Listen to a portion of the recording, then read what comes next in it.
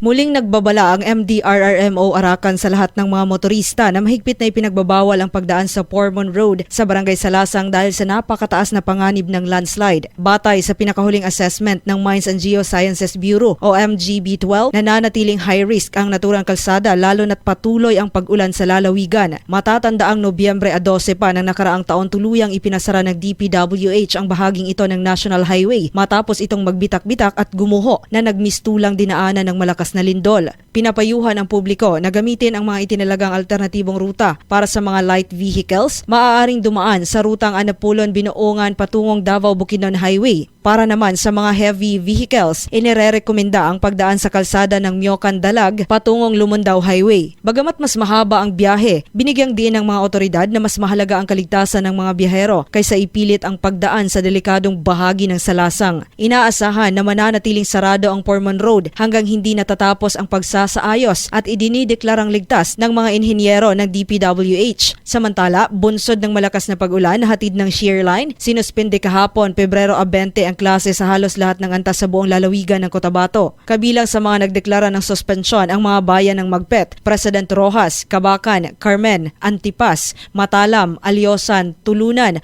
Makilala, Midsayap, Banisilan, Pigkawayan, Libungan at Pikit. Nagpatupad din ng class D rise suspension ng Kidapawan City at Blang sa ilang mga barangay sa kanilang nasasakupan upang matiyak ang seguridad ng mga estudyante at guro laban sa banta ng baha at pagguho ng lupa. Samantala, ayon naman kay Samuel Salaver, weather forecaster ng DOST Pag-asa Awang Airport, na aabutin ng 3 araw ang epekto ng shear line na magpapaulan sa malaking bahagi ng Mindanao. Dapat po tayong mag-ingat lalo na ngayon kasi lakas yung hangin, tapos tuloy-tuloy yung ulan, possible po na yung magkaka-landslide po talaga. Kasi dito po sa datos ng Pag-asa, buong Mindanao po, nasa 3 days po na inasahan pa rin natin ang mga pag-ulan dulot nitong shear line. Joan Oranio, NDBC Bida Balita.